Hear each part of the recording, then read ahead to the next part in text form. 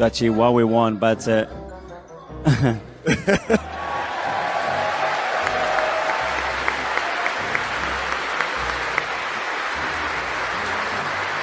I know we can't keep you long, so I'll be enthusiastic about what's to come and what the potential of this club is with the work you're doing. yeah, more than ever, because I see them daily. I see how hungry they are, the quality, the talent, but most importantly, the connection that we have within the club and how much we are willing to do whatever it takes to win for this football club.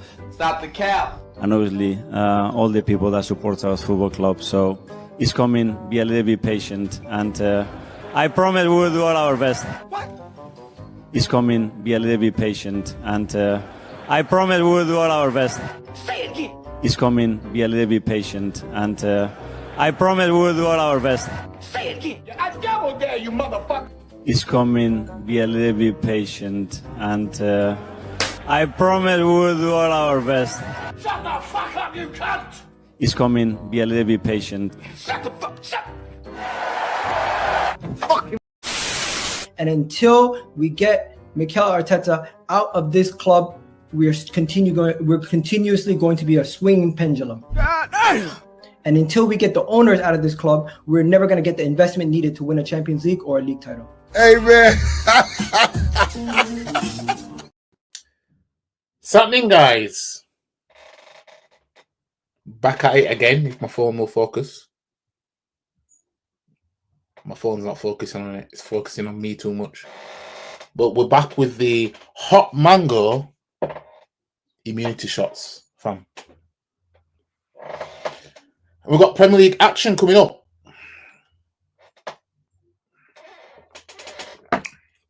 Oh, haven't I missed that? So, we've got Manchester United versus Arsenal. The first game of the season for Arsenal. We ain't seen anything like it in Premier League era where we face a side like Man United. But then again, as I said, Man United have finished 15th last season. This is like playing Stoke away. You know what I mean? This ain't the same Man U as before. You see what I'm saying? So, yeah, I'm not there. It's a big game because we know how it is when we go to Old Trafford, but it is what it is, isn't it? But yeah, match preview settings. Big up to you, Rod. I'm actually going to put the link in the chat soon, actually. Because that's what I'm going to be doing for these match previews and match reactions and stuff.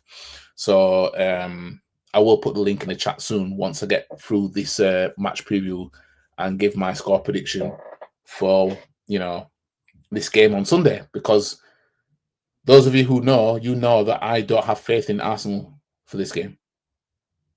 I don't. But let's get into it anyway. Let's talk about it. Yeah, when it match preview, let's talk about it. Sick of them sweatsuits and them corny hats. Let's talk about it. So we've got Man United versus Arsenal at Old Trafford, Premier League round 1 at 4:30 on Sunday. Super Sunday kickoff. Yeah. And hold on. Let me try and find what I'm looking for. Right. So, one of the Premier League's greatest rivalries provides the headline act of the first weekend of the new season as Manchester United welcome Arsenal to Old Trafford. Match news and current form. Now, the 2024-25 campaign was nothing short of a disaster for Manchester United. We all know why, don't we, guys? We all know why it was a disaster for them now. But at the same time, these same fools are the same fools that couldn't at least just do the favour of beating Spurs in the Europa League final. That is just...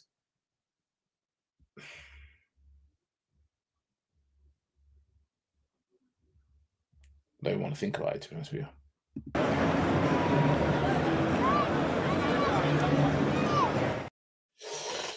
Who slumped to a scarcely believable 15th place finish. Comfortably their lowest in the Premier League era, while also losing the UEFA Europa League final. Bastards. Head coach Ruben Ten Amorim, who assumed control in November, reigns the full backing of the board, and that's being reflected in the near £200 million overhaul of the Red Devils forward line. Now, it's £200 million spent on the forward line.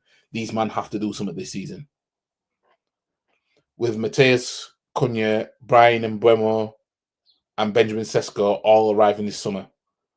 A fast start could be crucial for Amorim's future, yet nobody has a tougher opening 5 games than Man United, according to Opta. Here we go with the AI kicking in now. AI is going to try and make out it's difficult. Yeah, I mean, it might be. Yeah, AI is only saying that because Man United have beaten us competitively in the Premier League since 2022. You know what I mean? But if AI knows anything about our record at Old Trafford, it ain't going to turn around and try and say, "Oh, well, it's going to be quite hard for Man United." You know what I mean?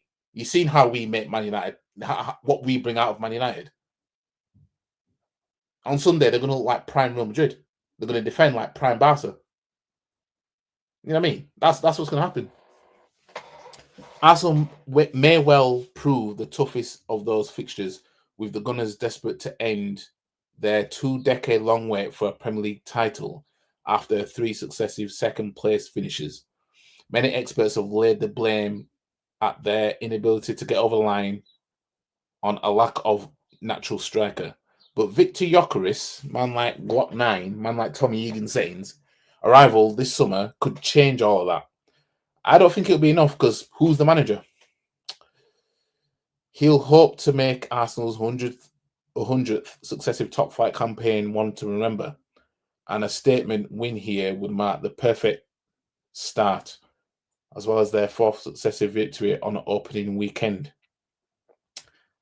So the head-to-head history, right? Nothing could spare these two. Nothing could separate these two heavyweights across 3 head-to-heads last season. Man United won 1, drawn 1, and lost 1. The draw came at Old Trafford, where United lost just 2 of the last 18 home Premier League meetings, 1-10, drawn 6, though Arsenal scored on all of their last 11 such visits to this ground. So hot stats and streaks. Man United have won their first game of the Premier League season more often than any other side, 22 times. This is the 9th successive league season in which United are at home on match day 1, an all-time English top flight record. Arsenal kept 1 clean sheet in their final 7 matches of last season, won 2, drawn 2, lost 3. Oh no, Arsenal only kept one clean sheet in their final 7 matches. Sorry, Arsenal are unbeaten in their last 14 away league games, won 7, drawn 7. So, Bruno Fernandes is going to be a player to watch. I still stand by what I said before. If he was playing when we beat Man United at Old Trafford in 2024, if he played that game, I don't think we would have won that game, because he was exactly what United were missing in that game, and I could tell. You know what I mean? I know there's quite a few United fans that don't rate Bruno, but I don't know. I'm seeing more than what they're seeing. You know what I mean? Like I said, I'd take Bruno Fernandes over Odegaard tonight. You know what I mean? Tonight. Obviously, Gyökeres is one to look out for, blah, blah, blah. He'll be aiming to become just the 3rd player. So this is for Gyökeres. He'll be aiming to become just the 3rd player to ever score against Man United at Old Trafford on his Premier League debut, and the first time since 1997. You see all these records? So Martinez for Man United and Mazwari won't play the game. Onana might come back because he's been injured. We're probably going to be without Trossard for this match. Obviously, Jesus is still out. So yeah, Man United have won 3 of the last 5, drawing 2. Arsenal have won 3 of the last 5, losing 2. So yeah, as you know, guys, our record at Old Trafford is not, it's nothing to be boasting about. Yeah, and I'll go through it again. Yeah, we haven't won We haven't scored 3 goals at Old Trafford since December 1971, where we won 3-1. Yeah. In a Premier League era, we've won 5 times in the Premier League, all being 1-0 scorelines. Yeah. Overmars in 98, Wiltor in 2002, Adebayor in 2006, Aubameyang in 2020, Trossard in 2024. You know what I mean? Since the Premier League began, we've beaten United at Old Trafford in a competition outside of the Premier League, so either EFL Cup or FA Cup, twice from what I can recall. There was it was early 2000s, we beat them 2-0 at Old Trafford in a cup game where Giggs hit the crossbar and we went on a counter-attack and scored. You know, we won that 2-0. And then there was Welbeck in 2015, 2-1 in the quarterfinals of the FA Cup. We don't win there that often. We don't win there consecutively. I mean, I think it'll be something if we won this game. It'll be something for the fact that, you know, we won 2 of our last 3 visits there. That'll be something. I think when we got beat 8-2, I think that was the first time, if I'm not mistaken, I could be wrong, that we scored 2 goals at Old Trafford in the Premier League era.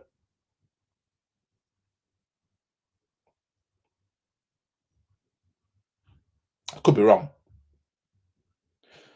When we drew 2-2 in Unai Emery's first season, that was the first time we went back in front at Old Trafford. You know what I mean? Taking the lead, equalise, and then we go back in front. From what I can recall, it's the first time that we've done that. I could be wrong, though. My memory might not be the greatest, but, you know.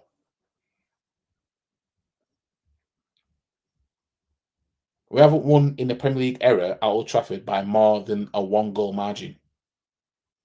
Having said that, we've never won at Old Trafford in the Premier League era when we've conceded a goal there. So, in other words, if we concede a goal tomorrow night, it's highly likely we're not going to win the game. But if we score first, there's a fighting chance. So I just want to put that out there for people that want to predict that we're going to absolutely slaughter Man United. If we're at the Emirates, I can give you some leeway. But Old Trafford, we know what the deal is. Don't we, guys? Our record there is goofy. You know what I mean? So, oh yeah, and another thing as well about Man United at Old Trafford. Since Ipswich beat them in 1984 by being behind at halftime, Man United have never lost at Old Trafford in the league when leading at halftime. So in other words, if Man United are winning at halftime at Old Trafford, it's highly likely they are not. It's very highly likely they are not going to lose that game. They've never, since 1984 against Ipswich, was the last time Man United lost at Old Trafford in the league when they were winning at halftime. Just to give you something to think about for Sunday's game.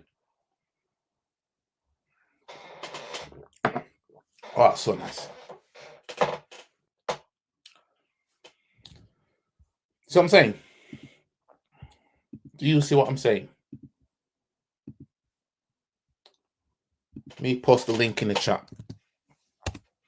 Links in the chat anyway. If anyone wants to join, big up to Warren in the building.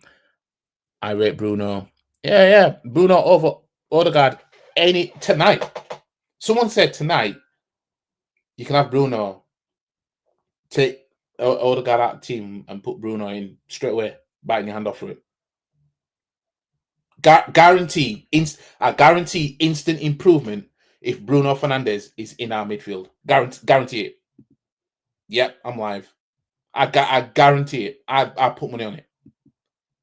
Put Bruno in the right 10 or wherever in our midfield. Instant improvement. Instant. Him, Rice next to him, and then Zubomendi behind him. You know what I mean? Telling you, having Gyökeres to feed, you tell me Bruno won't kill it?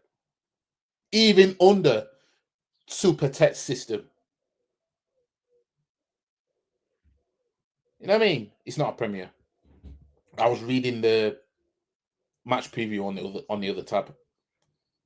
Bro, I look forward to the Prem so I can win on bets, not win trophies so sad. Well, I'm putting a bet on for Sunday.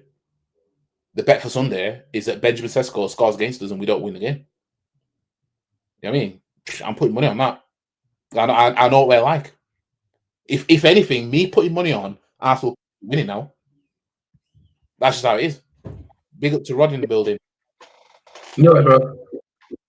So you finally got your laptop then? Got a camera, yeah. Our camera or whatever it is. Bro, what's that saying about our top defenders? I put it 2-2. I put it to the draw at first, but then I thought to myself, us being us, you know, we're got Gyökeres and we're expected to roll these man over now. It would just so Arsenal versus Man United for us for Sesko to score against us and we don't win the game. It's just so us. It's just unbelievable. Bro, it can run two ways though. All this stuff about Man United not losing, records are meant to be broken, and they're always broken when you least expect it. I understand the way it is for us. Everything's all down on us because we've got Arteta, but you just never know. I don't expect us to beat United, but at the same time, I won't be surprised if the record does get broken because it has to at some point in time. Like, I just don't think it's all set up like all doom and gloom, but I will say I do reckon it will be a draw. I initially from the start I had 0-0 draw, but then they signed Sesko. I'm thinking, okay, it's going to be a score draw. Maybe he'll score and someone might rescue. Because I don't even think Gyökeres will score on Sunday. I just think he'll just have one of them games where it's just not happening for him. You know what I mean? We've seen this happen before with other players where, you know, the first, like I remember Haaland in the Community Shield against Liverpool. You know what I mean? He missed an open goal and everything. You know what I mean? And then he just killed it afterwards.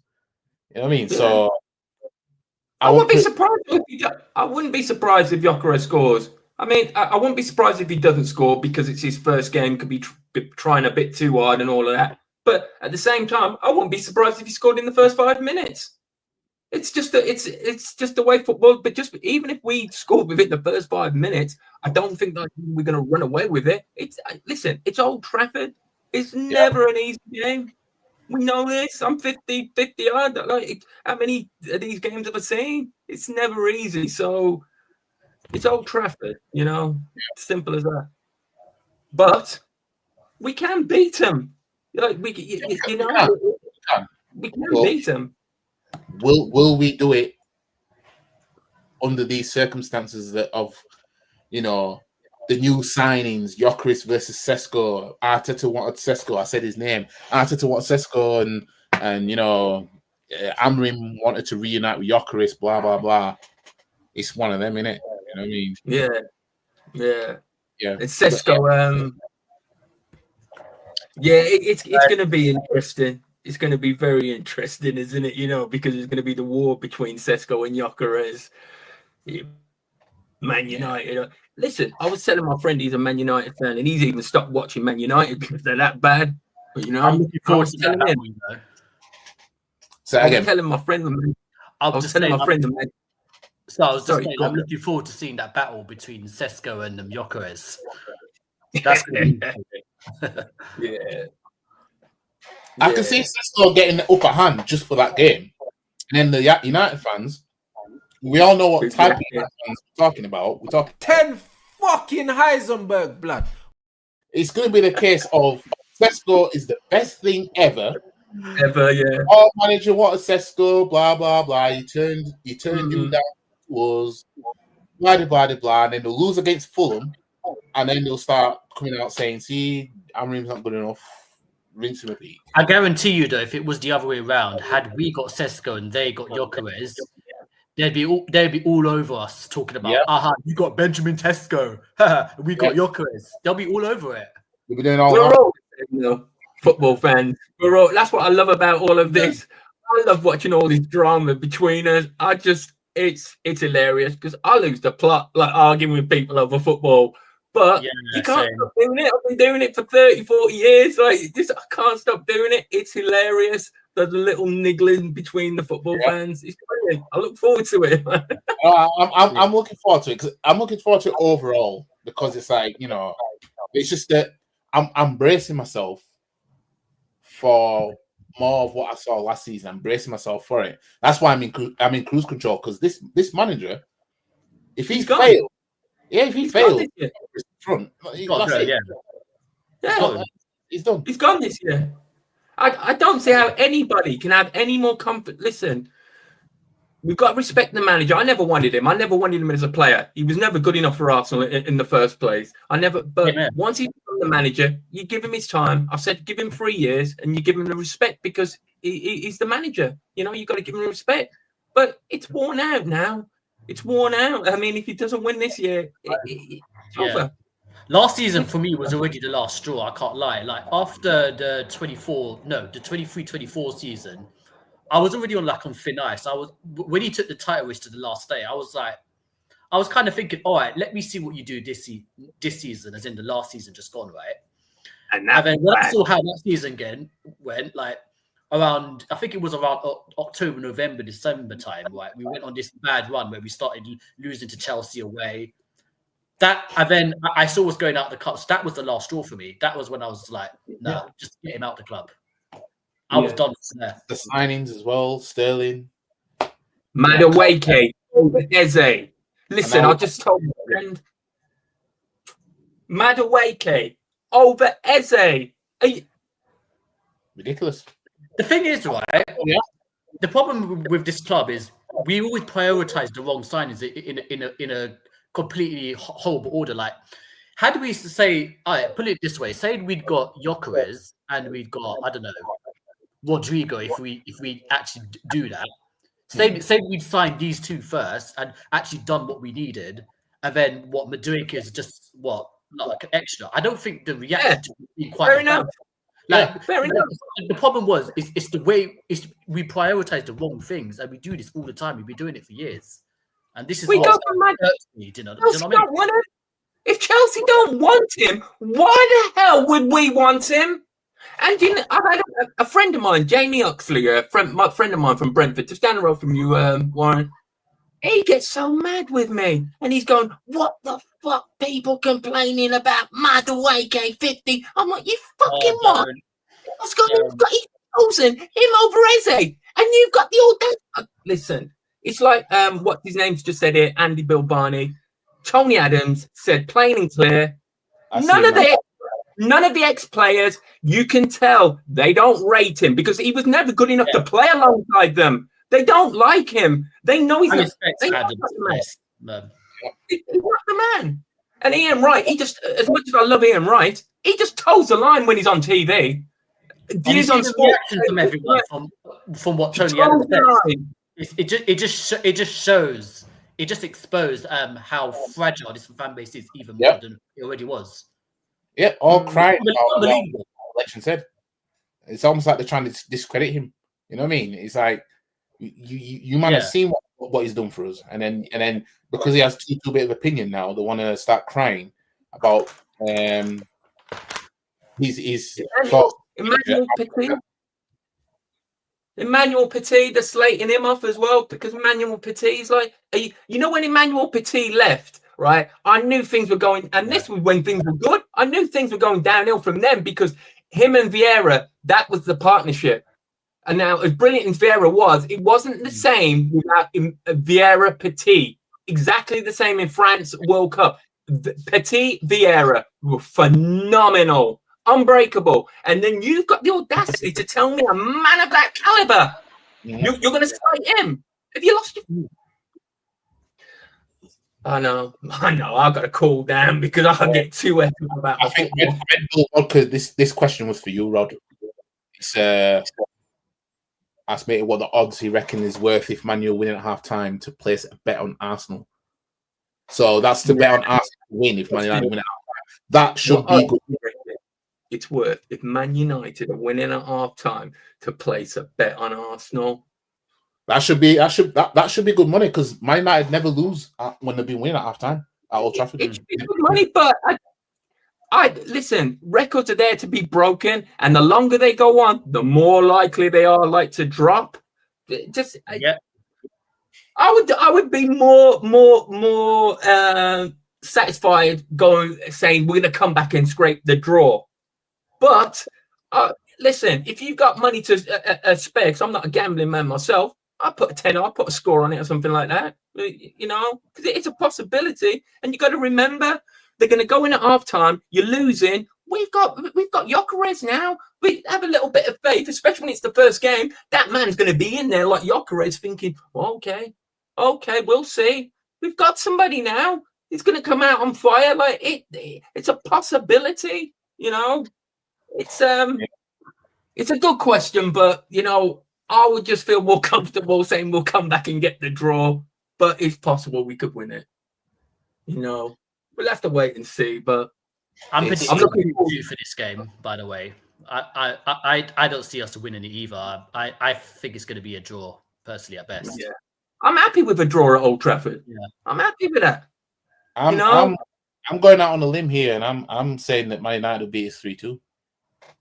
Yeah. I think Sesko, Brace, and Bruno Fernandes will score their goals. I think for us, Zubimendi will score. I think Zubimendi will score, and maybe Saka.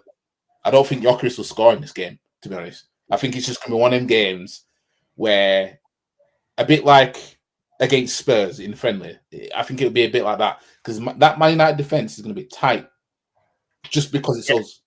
You know what I mean? Not because the defense is good. It's just because it's us. You know what I mean? And we're gonna make them turn up for us, don't they? Yeah. We're gonna make them look a certain way, and then everyone's gonna be talking about Gyökeres. Everyone's gonna be ripping into him. The Man United fans are gonna be doing this in the crowd. Yeah, you know what I mean, I can see it. I can see, and I would say, as Long Live Mech Warrior says in here about the positives seeing Rant Saloon is saying the manager is amazing, then being a relegation battle, then you'll say I'm allowed to change my mind. we know what the deal is with fan base anyway. We know what the deal is. Big up to Godfrey in the building as well. Side will be another one. They're getting gassed as well if you win. Yeah. You'll get crazy. They're just better pray that we don't win, because I mean, dude, I can see us winning. I'm not all doom and gloom about this. I can see us possibly winning. I'm not thinking, oh shit, like, do you know what I mean? I'm going for a draw, but I can see us winning. I think there's no reason why not. But at the same time, like you're saying 3-2, it's highly possible because it's Man United, Arsenal. They'll always be completely shit, but come on, players, they will know how to fucking play. It's the same with Tottenham. It doesn't matter. I've seen it decade after decade. It's phenomenal how teams, like, you know, you can be the shit team and your rivals up here, and you just see it. You know, brilliant, aren't they? Every time they play, for the brilliant. Like Sunderland are in the Premiership now. And I was like, I said to my mate, I said, the script's already written because you're the dominant team now. These are your neighbours are going to come up and spank you. I'm looking forward to watching those time derbies. You know, they're going to be interesting, especially Sunderland. They're going to be in the window so far. That's going to be interesting. I'm looking forward to watching that. Interesting. Yeah, it's going to be a good game. Now, the game on Sunday. You see, I'm not basing my score prediction based on like we're shit or anything like that. It's basically because I know what Man United are like, and when it's when United that they'll turn into prime Real Madrid, prime Barca, and things just won't go our way. That's how I can see it. That's how I can see that game playing out. Our first game at the Emirates against Leeds United, we'll smoke them. I think we'll beat them about 4 or 5-1. And then we've got Liverpool at Anfield, which I think will be a score draw. or someone might nick a win, like a tight little win, like a scruffy last minute goal or something like that. And When then, is the Liverpool fixture? That's 31st of August still, if I'm correct. yeah, it's a third game. If I look at my calendar, it's 31st.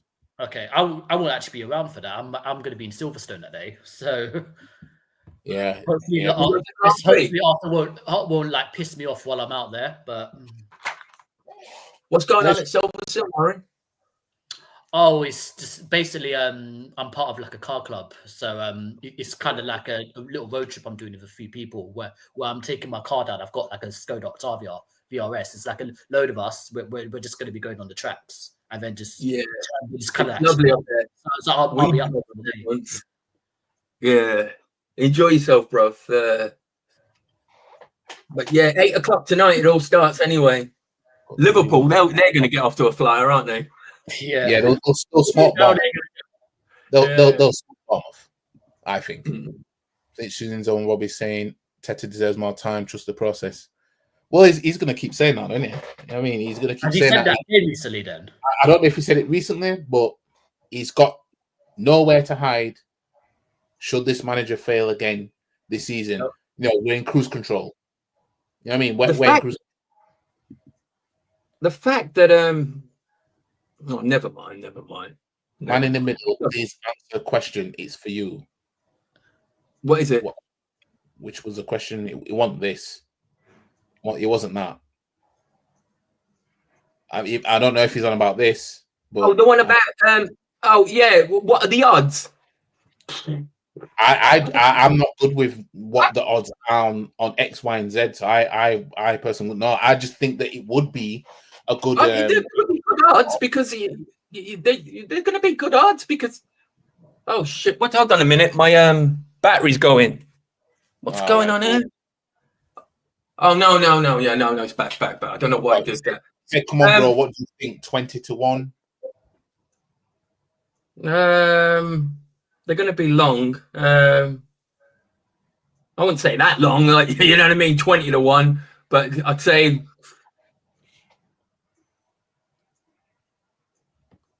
I don't know. I don't. Not 20. That's far too long. Like, we're not Brentford. Like, do you know what I mean? Come on, man. It's Arsenal. First game of the season. It's because when you look at our record, it's not been done by us. We don't score more than one goal there and win. 10-1 maybe. Really and truly, if somebody walked into the bookies and said, I'm putting 10, 20 pounds down on Arsenal to be losing at half-time to Man United at Old Trafford, and then they'll come from behind to win, that should be really, them odds should be really good because nobody's done that in the Premier League, beating Man United at Old Trafford when Man United have been winning at half-time. Arsenal don't win by more than one goal whenever we win there, and we rarely win there. So really, it'll be long. Should be long, man.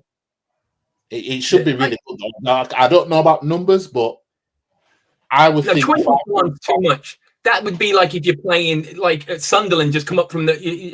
That's just stupid to say 20-1, man. I'll be putting my wages on there. Well, like whatever you got on that, that's stupid. Arsenal can. It's just that we're in. This is the state that we're all in. We've got this heaviness on us. We've got this, but it shouldn't be like it. Sure, but every time we go there, it's the same thing. Struggle to like. How many times in recent times have we gone to Old Trafford, and it's a case of we've just watched all these teams score 3s and 4s at Man United. We go there and we can just only score 1. It's like, when are we going to break that cycle where we can actually go there now and we can actually score 3s and 4s and 5s? We haven't scored 3 goals at Old Trafford since 1971, something like that. Well, and we finally got a striker. We haven't had a striker though. We finally got a striker. We finally got a striker. We finally got a more of a creative, fast-moving midfield man. Like, do you know what I mean? I'm going to miss Partey, but we need something like Zubimendi. Someone's going to come in and we need someone to move quick, man. I think Zubimendi's going to fill that Partey role to the point where we won't miss him. I think he might be one of those players where it's like, whoa, like looks like the signing of the season for us kind of thing. I think I mean, I know it's only one game, but that delivery put for Gyökeres' goal in the friendly, we might see similar things like that. Yeah, because obviously Jorginho was rated for his long-range passing. Maybe Zubimendi might, be that replacement, because Jorginho was good at long passing. He was good at them balls. He was, yeah. Obviously, He's all right. He wasn't outstanding in my eyes because the whole time. Listen, I'm not I don't know the most about football. I don't profess to, but from what I've seen anyway, weren't that special? What I've seen from Jorginho? I mean, everyone, oh yeah, great. I'm thinking, fuck me, I ain't seeing it. I'm not seeing it. And for all this much, I don't know. I hate the fact of all these Chelsea players, but I don't. I don't really feel that much anyway. I don't know what brought him the Chelsea retirement home, man. It's a joke. And Chelsea have got financial problems. And so we give our main rival, one of our biggest rivals, who's took the piss out of us for a generation, hundreds of millions of pounds. Are you fucking stupid? You just hold on. You want your enemy to suffer? You don't help them out. But still place outside top 6. You going on shots with a Skoda? Hey, nothing wrong with Skodas, bro. I was just about to say, there's nothing wrong with Skoda, man. The new Skoda. Listen, it's basically that's the old thing. The old Skodas were bad. The new ones are bad. I'm telling you. It's basically another GTI, basically. Yeah, the VRSs and shit. They're like the GTI. Yeah. And you say I'm going on tracks with a Skoda. Listen, I was at Castlecombe with the same group a few weeks ago, like another track. I saw someone with a Micra on the track. A Micra. So Warren.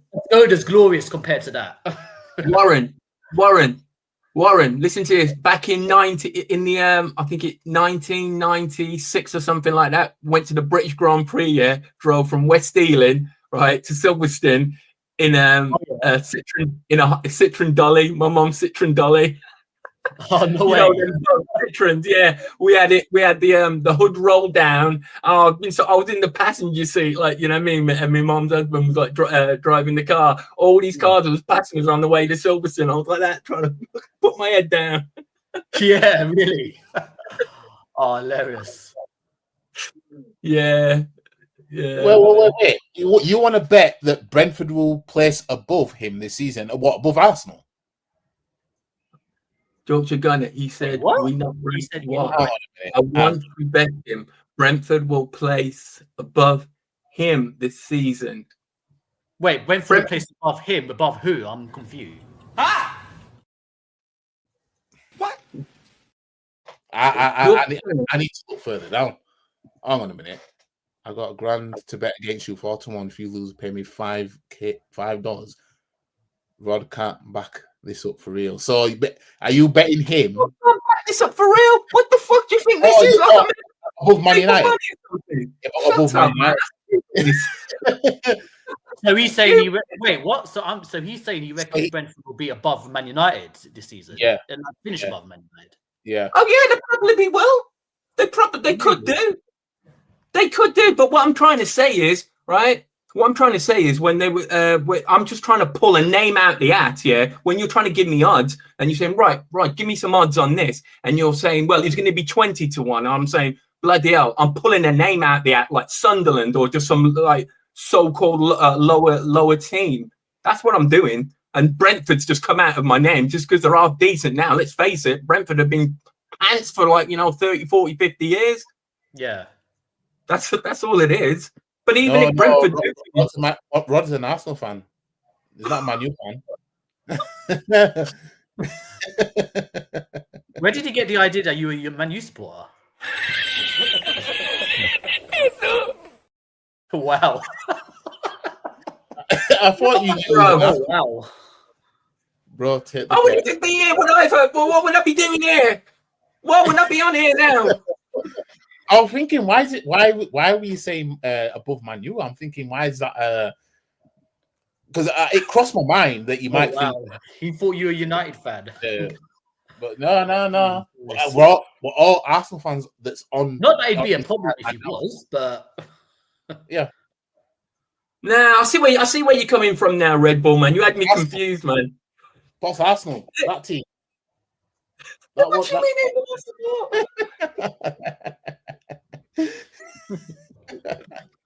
I'm a gooner, my friend. I'm a gooner. Long time gooner. He's been an Arsenal fan for a long time. Long time. Well, I came back from I was born in the 70s. I came back. I lived in New York until 1985. When I came back from New York, that's when I started supporting Arsenal. I started supporting Arsenal. I came back to England in the mid 80s. I started supporting Arsenal myself probably around 97, 98. It's sort of the time when Wenger just joined. I was kind of like 7 at that time. It was the same for me. It's around about that same time for me. Yeah. It's Arsenal, yeah. I thought everyone knew that, brother. He had me confused. I'm like, what? He's asking these questions. But yeah, tonight, obviously, Liverpool playing Bournemouth. So what we're saying about Liverpool tonight against Bournemouth, because I'm saying that Liverpool are going to slap them, because I don't think Bournemouth are going to be anything like last season. I'm impressed with Liverpool. I've been impressed with how they've handled themselves. Because let me tell you something. A couple of seasons ago, Manchester City had reached the pinnacle of world football. They were beautiful. They were playing beautiful football, and they fell off. And fair enough, they got that good that they had to fall off.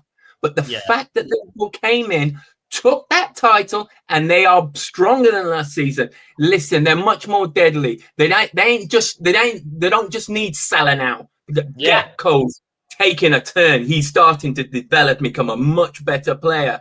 I mean, much better. This is why we shouldn't have been messing about with Madueke and nothing like that. You needed the very best, and the very best is Eberiche Eze. Eberiche Eze. He's the man who makes a difference. That's the only reason Crystal Palace beat Liverpool. I was impressed with that guy as well. He's got speed on him. I was impressed with him when I watched their last game. No. We should have been looking to these players that a lot of these players that are starting the games for us. We should have been looking at having them be our bench players. That's what we should have been doing. We should have been ruthless. Ruthless would have been, in my opinion, I'm going to get Gyökeres and Isak. That would have been ruthless. Yeah. And they're going to be my. Well, back in the day, you're talking. We're going to go and buy a forward now, and now it's like, we're going to buy a forward. That's it. Back in the day, it's like no, they'd think you'd have more. It's just like one in, one out now. It's just like I agree with you, man. Why not have another forward in the team? It doesn't. Yeah. No. We have too many outgoings and not enough coming in. We're basically not much different from last season, really. If Gyökeres picks up a knock or something like that, Havertz is going to be our striker. Mourinho again, worst. He's all right. No, Havertz is all right. Havertz is all right. He wasn't the man to bite the time, but what could benefit us this season is the fact that we got Gyökeres now, and he's kind of supporting role to Gyökeres, so to speak. That's what I was thinking overnight. You know what I mean? And he could excel as a forward in that supporting role with the number one striker, and he'll be wanting to prove a point now because Gyökeres is up there. That he'll take a lot of the pressure off there. Yeah, I was explaining that to Views the other night when I was saying that. In all fairness, when it comes to what's happening going forward, I'd argue one of the most important things is how prolific is Kai Havertz going to be, because I think Gyökeres is just going to be Gyökeres. It's just that if Teta decides I'm going to bench Gyökeres for this game or whatever, and put Kai Havertz as number 9, if Kai Havertz is prolific doing that, knowing that we can bring Gyökeres off the bench, now that's something. But if Havertz is going to be the same player, but Gyökeres is still scoring, we're going to be begging Gyökeres to wrap himself up in wool every time he leaves the stadium. I genuinely think, or worried and everything like that. Well, I genuinely think, if Arteta does persist with starting Havertz over Gyökeres, which I predict at some point he's going to do, I think even the most delusional, positive of fans are going to be like, nah. what the fuck are you doing? Yeah, because it's crossing the line. Do you know what I mean? It'd be crossing the line if he was to do that. But maybe, YG, like you say, like, you know, like you point this out like a lot, you know, it's his rotation, you know. He could, well, you know, you can rotate then. Say, like, you know, Gyökeres comes on, boom, boom, gets his 2 goals. You can take him off now, bring on Havertz, like, you know what I mean? It takes a lot of the pressure off him. And then Havertz has a point to prove, you know, because we're all down on Havertz. He knows that fans are down on him. He's getting paid 300 grand a week, you know, and he is a professional. People like that want to come and prove a point. So it could work. For me, though, it's how and is this manager going to rotate accordingly? Because we've seen with Saka, he'll leave Saka on for 94 plus minutes. If you know, he will. And that's and Gabriel. Yeah, he won't run the risk of taking Saka. For example, we've got Madueke now. He's a left-footed player. There could be a game where he could take Saka off and put Madueke on. He signed Madueke for a reason. He probably might not even do that. So Saka will be taking the load for 90 plus minutes. And I don't want to see that. I don't want to see that for anybody every single game. I don't want to see Gabriel play 90 minutes every single game. I don't want to see every game. You know what I mean? He needs to rotate so that, because the reason why Gabriel got the injury he got last season is because he was playing 90 minutes every single game the season before, and then last season, then he pulled up. And then Kivior started getting the sniff because of that. Whereas he could have brought Kivior in a long time, take Gabriel off because of winning 7-1 against PSV, and then don't play him in the second leg. He could have done that. Didn't want to do that. That's the worry that I have with this team because of the manager. They took the pick. I know this is off topic, but it just came back, flashed up on my head from the show the night before. PSG, right? You know, Tottenham. Look, Tottenham put up a good defense against PSG. Now, let me tell you, where the fuck was Arsenal? Because they took the piss out of us in that Champions League semi-final. We weren't even in that fucking game. Someone told me on here the other night that they didn't take the piss out. They didn't batter us, Rod. What? They didn't batter us in that semi-final. They didn't take the piss out of Arsenal. They outclassed Arsenal. They outclassed us. Yeah. What are you talking about? We weren't even in that game. We were humiliated. It's embarrassing. Not good enough, Mikel Arteta. You're score like 3, 4, 5 goals. Doesn't mean we were outclassed. You're full of shit. You're full of shit. It's semi-finals of a European title like that, and it could be what they could have scored 3 goals in 4 minutes. They were just taking the piss, balls hitting. It's just, are you serious? You honestly think that's good enough, Mikel Arteta? You're a dickhead. And I'm go on. The thing is, I've still obviously that second leg. I was doing like a watch along for it, and I was I doing a watch along for it? Or did I think I did, and then I turned it off when we. Yeah, I think you did, because I'm pretty sure you were doing a watch along, and I think I was with you on that watch along. Yeah, I think I said that I'm not taking this anymore. Yeah, because they went 2-0 up. I still haven't seen Saka's goal. To this day, I don't know how he scored it. I haven't seen it. I haven't watched the highlights back. Nothing.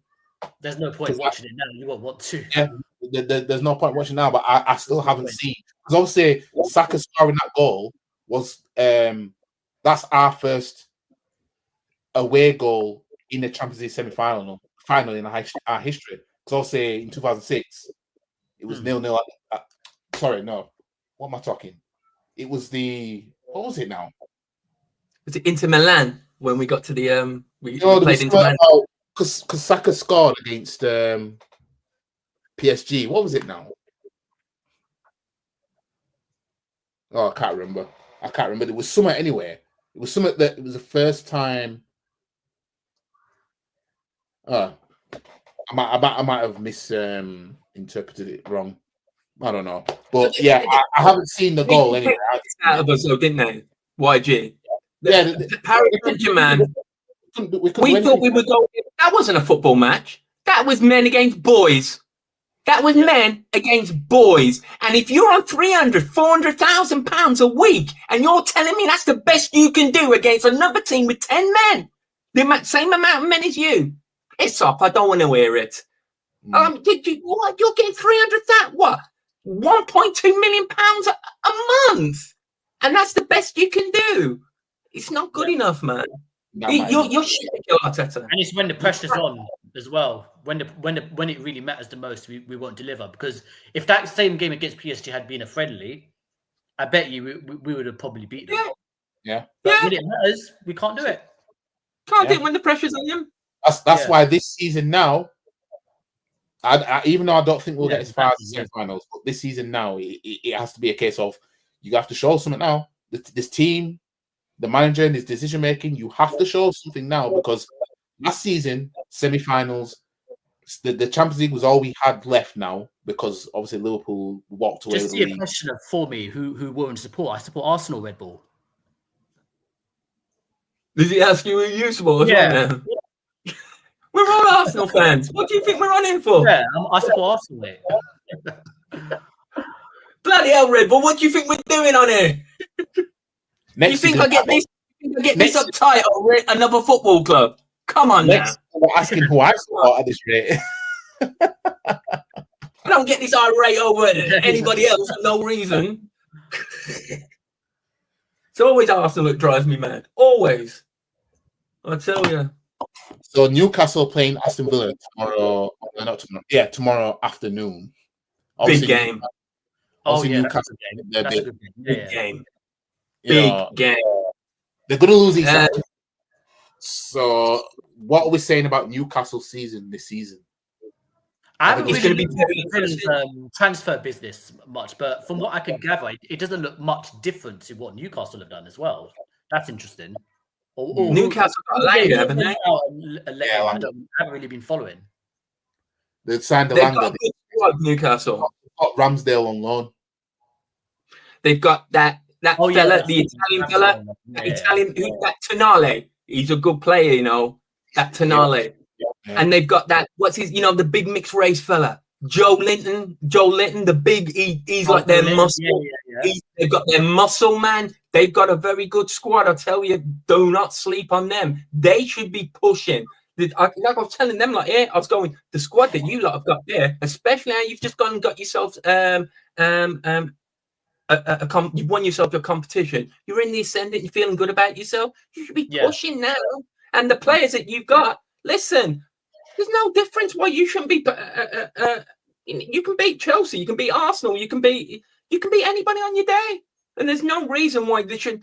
I don't think they're going to win the league, but they should be put. Just like I don't think Chelsea are going to win the league, but Chelsea should be pushing top rate. Chelsea should be there. Chelsea should definitely be pushing. The amount of money that them people spend. Yeah, they've got to be pushing there. Anything else is an absolute failure. It's an absolute failure. Well, back to the Kai Havertz comment, because I don't know the person's name, because I can't read anything that ain't English from what I can see there. But big up to you anyway. Exactly. I'll give you the same example. That Kai Havertz goal against Bilbao. They say it's because he have competition now. Nah, there's no pressure on you. You missed 1 yard out against Man United in the FA Cup. Now, what I'll say about that is he's got a point. When we needed Havertz the most, he didn't deliver. But obviously now we've got a clinical number 9. It's sure to take his place. This is why I say what Kai Havertz does is crucial, because if he can if he can be the Kai Havertz of the back end of 2024, can be that all the time, then pressure's not all on him. So the pressure is constantly going to be on him now. But it's not all on him. It's now the main burden is on Gyökeres, and Gyökeres he's a sort of player. He wants stats. He's a good. You can tell he wants to come here and prove it. I'm happy with. I think Gyökeres will handle Gyökeres being the main guy as well. Like Havertz knows this, so now he's looking at it like, oh shit, I need to step my game up now. I'll be interested to see where Madueke is going to play, because when Arsenal were getting him, I was saying to my mate, what are they getting Lonnie Madueke for? And my mate's like, what the fuck are you moaning about this for? And I'm like, but I'm dying to see where's he going to play now, because my friend was saying he's going to play on the left. And I was going, but he's playing on the right for Chelsea. And I was going, why would we go and get a guy who's played on the right for Chelsea and go and play him on the left? Wouldn't you rather go out and buy a bona fide player who's playing on the left? I'll tell you why. Yeah, I initially thought he was going to play on the right foot when I first said he was coming in, which I didn't want. But now I'm hearing he's going to be on the left. This manager, you remember when Timber came in? Where did he start playing? On the left. Because this manager got cute. Same thing. He thinks he's Pep. He thinks he's Pep. Yeah, he thinks he's Pep. Yeah. He thinks he's Pep. Yeah.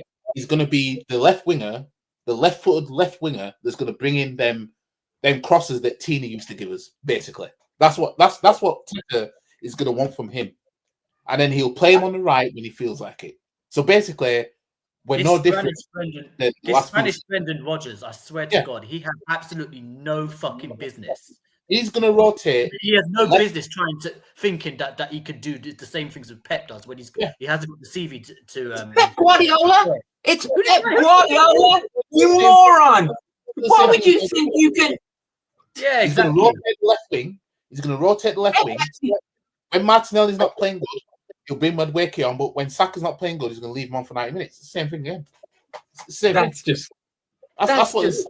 I don't think Nwaneri will get too many games on the right hand side as much as we think he should be getting. And you know what? And this is what pisses me off with Arteta, even more than the fact that he hasn't won trophies. It's his decision making in games. Exactly. Especially with Saka as well. Yeah. He never takes Saka off. Played in 90 minutes. And when I tell a lot of people this, they really try to justify it by saying, "Oh, but he's our best player. You can't take him off." I'm like, yeah, you're gonna wear him out. You actually analyze the fitness of players. He's a young man as well. You can't burn him out. He's our best player. So that really excuses him to play the whole 90 minutes when there's no need. When we're 5-0 up. Like, come on, man. Exactly. That's what we do. We fund Chelsea. Yeah. So Rod needs to answer. What do I need to answer? I'm not a Chelsea fan. I think he's asking, why are we funding Chelsea? It seems like an effing scam. Oh, he's got a point there. You've got a point, Red Bull. It made me think, what's going on? Because you're thinking Kroenkes and the American sort of business connection. You think, what's going on here? Because nobody in their right mind is going to give their fucking rival that's fucking humiliated him for 20 odd fucking years. Humiliated him. Yep. They're going to be in financial trouble. I'll tell you what, we'll give you $250 million. Yep. You fucking morons.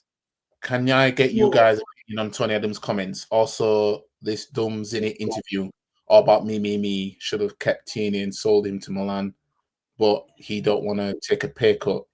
I completely agree with him. Yeah, Tierney better than Zinchenko. He was a fucking liability. Yeah. For real. That's a good comment, brother. I need to watch that.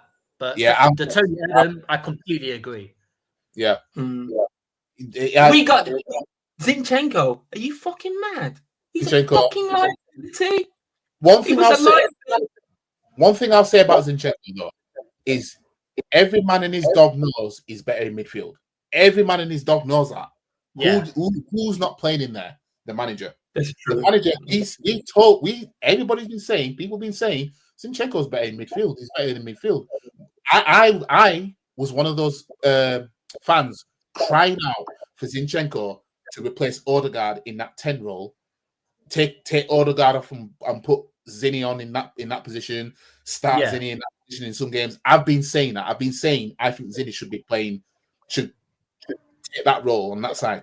I think he'll probably do a better job than Odegaard. I don't want to be too harsh on Zinchenko. Then maybe I am because I get too emotional. Yes. You have to take into account the manager is only choosing to play him as a stupid inverted left back. So I don't know if Zinchenko is completely happy with being a left back. I think he's just happy to play for Arsenal in general.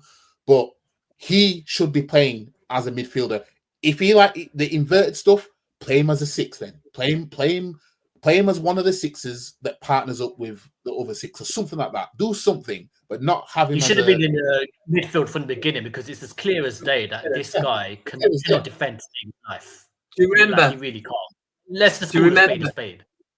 Do you remember the game against Aston Villa at fucking Emirates? You know what I mean? When we got a couple of seasons ago, when we can win the league, and do you remember, like, oh my god, when he brought Zinchenko on, I can't remember, sometime in the second half, and I was like, was this god, was it? Did you say as soon as he brought Zinchenko on, I knew. Was it that one? Was it in that run when we lost 2-0? To Aston Villa towards the end of the season, and Ollie Watkins when he scored that. No, 2-1, I think it was. I think we were winning. Then I remember that game. I remember that game. Villa came back last season. Then. Or was it last season? No, it was the season before, wasn't it? It was the season before. Before was this? Was it that 2-0 loss that he's got up now? Why he's got up now? Was it that one? It must have been that. I can't remember, but you know, it was the one where we possibly could have been winning the league that season, and towards the end of the season, then we played Aston Villa. Yeah, I think it was that one. But was it at home or was it away? It was at home. Even Ollie, that's what hurt me so much. And then he brought on Zinchenko, and we just knew. We were just like, no, and he's brought him on the left back, and then Zinchenko just plays a crazy ball. Bob, Ollie Watkins, bosh. I mean, we all know he's a fucking idiot. How can you not know Mikel Arteta? And that's why Mikel Arteta, he's an average, very good player, but just an average, very good player. He came from the Barcelona academy, but he could never play for Barcelona.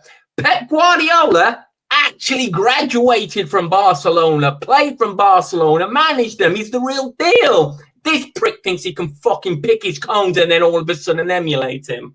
Yeah. And fair enough, you did a very good job. You came close, but not close enough. And you just can't do it, mate. You can't do it. You couldn't even play for Barcelona. What do we think of Zinchenko running down his contract? Because as Zabi says here, and big up to Zabi, says if Zinchenko truly loves the club, he should leave and not run his contract. But at the same time, if I was in his shoes, I wouldn't leave.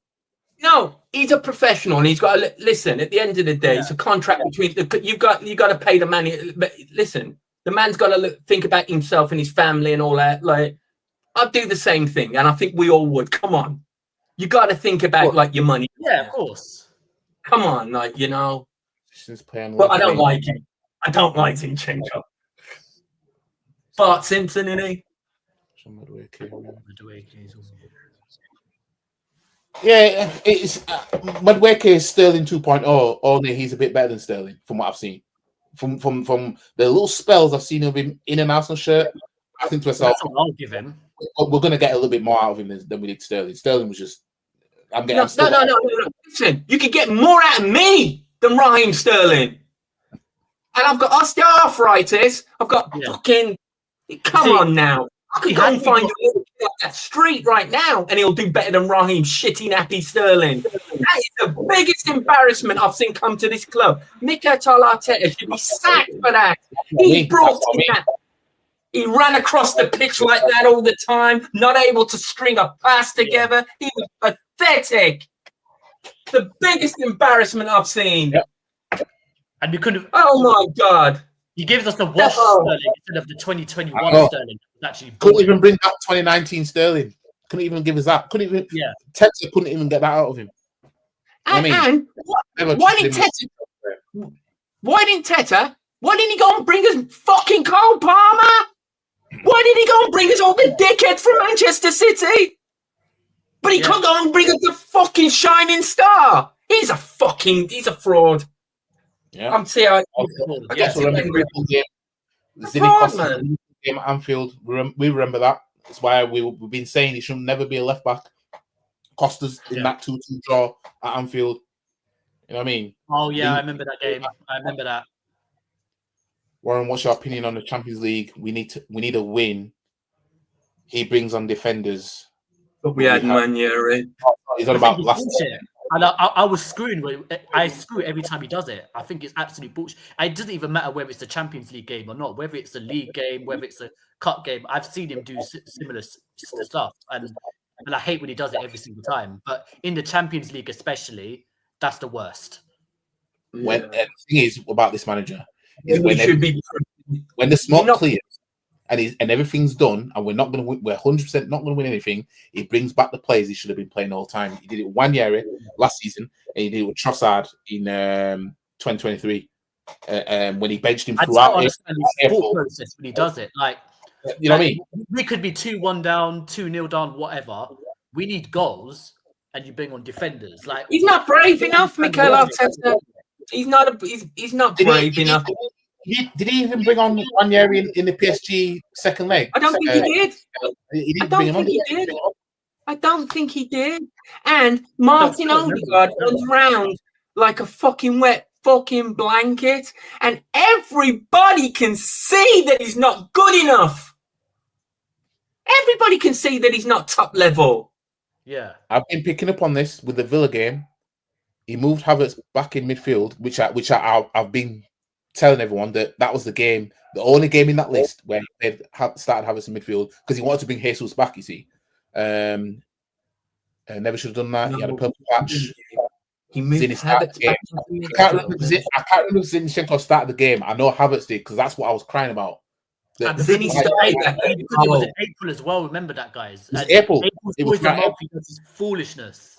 Yeah, it was towards the end of the season. Yeah, that was the day Liverpool lost at home to Crystal Palace, and that was a shock. I remember it.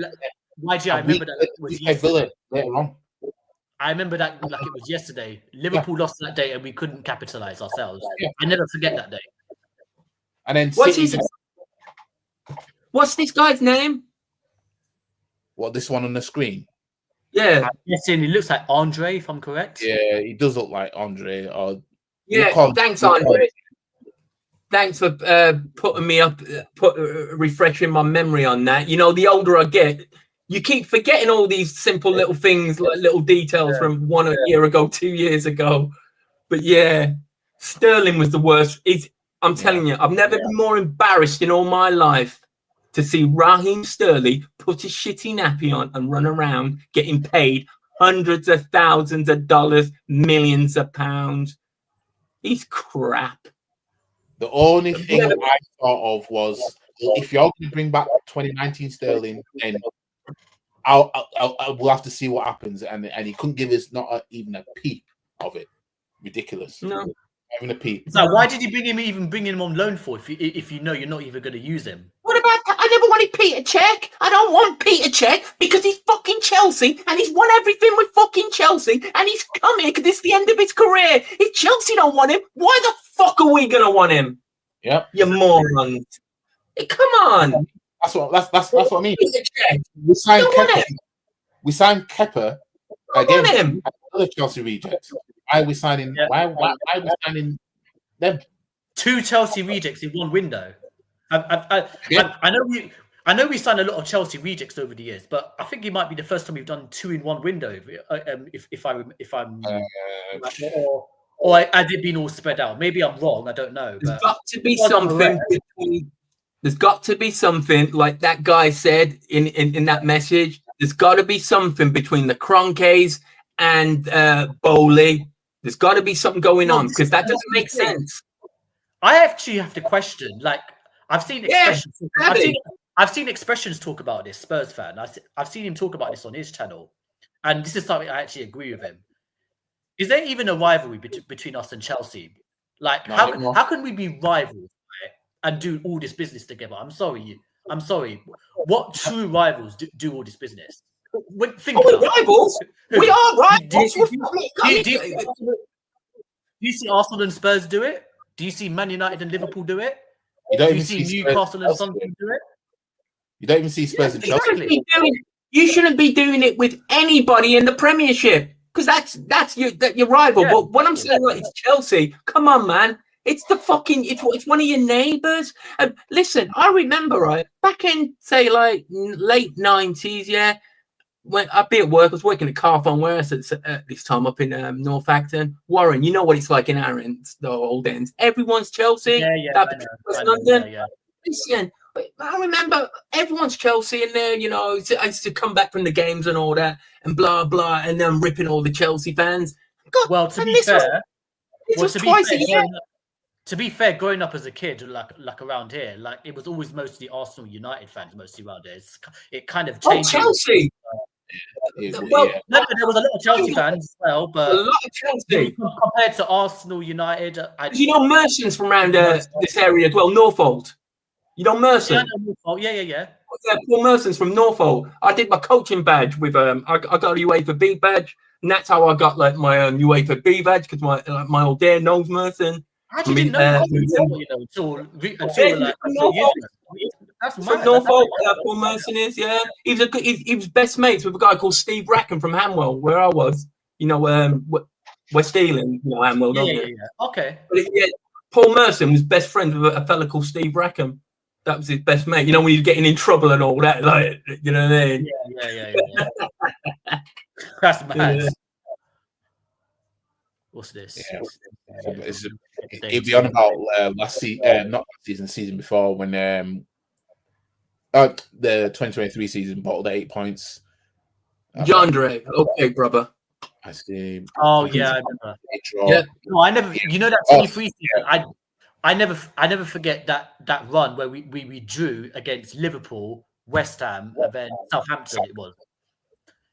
And we didn't have the mentality. I still have a major PTSD from that run.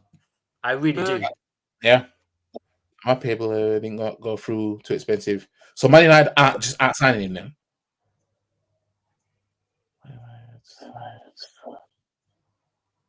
So happy we did not put 110 mil. Because this is a United fan. Wait, so you're happy the deal? I don't even know who Belaber is. He's midfielder at Brighton. He's meant to be really good. To be honest, I can't say whether he's really good or not. I haven't watched him like that, but apparently, like I think he's a DM, and he's meant to be like really good. But, this is another one for a comment from Zabi. Says, "I'll never forget bottling top 4 by losing to Spurs and Newcastle." I remember that as well. Top 4. Was that under Emery? 3-0 by Spurs. That was 2022 season, wasn't it? Or was it 2022? Yeah. 22, yeah.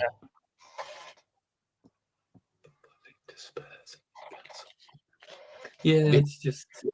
But things have to change at some point. So let's hope. Let's just fingers crossed, because something's got to fucking give, man. But I can't see us winning the league this year because I think no chance. If Liverpool have strengthened. I don't like the look of Liverpool. They look better than they were last season. Where they were relying on Salah too much before. I think these goals are coming elsewhere now. Gatco is looking at the real ticket. They've got McAllister. There's goals coming from here and there. They'll get Isak. I think they'll retain them. They'll get him because he doesn't want to stay there. You know. Yeah. So if and listen, I think Newcastle have to set the feet on that one with Isak. They're really trying not to sell him, but I think they're gonna have to accept defeat. Yeah, they have to. He doesn't want to stay at Newcastle. He doesn't want to stay. Yeah. You know, you have to let the player go. And I know it's horrible, but it's just the way it is, man. The guy doesn't want to play for you, man. Let him go. Yeah, because he's not going to give you 100%. So, you know. Everyone, when you're doing all right, too many doing a lot worse. Get me? We're talking about all the teams doing worse. I'm not understanding the comment. But anyways, I'm going to leave it here because obviously this 8 o'clock Liverpool game is going to start soon. I might as well watch a bit of football. So yeah, obviously, big up, Man United, Arsenal. Yeah, big up for coming in as always. Obviously, I'm going for loss against Man United. That's what I'm going with. We'll see what happens on Sunday. I'll be back for the match reaction on that later on on Sunday evening. Where hopefully we can all do this. Hopefully we'll be all doing it. Hopefully, yeah. Hopefully we'll be all doing that because I'm telling you, I reckon if we somehow pull it off, I could see the stadium, like the away end. Just everyone doing this. Yeah. If we pull it up, I don't think it will, but if we somehow do pull it off, if we win the game, and if Gyökeres scores or assists in the game, the away fans is just gonna be full of this. Full of that. I drove past that rat piss filled stadium last week, I think it was as well. Oh, really? Nothing Nothing's going to surprise me, man. Listen. If we lose, it wouldn't surprise me, but it wouldn't surprise me either if we blow them out of the water. And break this long hoodoo. That's just the way Old Trafford is. Like, I could either see. That's why I just want to draw, and I'm happy with that. Just want to draw. I'm happy with that. Well, you know. Anyways, big up to you for coming in. And yeah, I'll see you guys. Like the stream, share, comment, subscribe, and I'll see you guys in the next one. Big up to you for coming in. Peace. See you later. In a bit. See you later, man. And if anyone wants to have a come at me, come and find me. I'm in the car park now. Because I'm a black belt in karate. Stop the cap. Come and have a pop. I don't think you have the facilities for that, big man.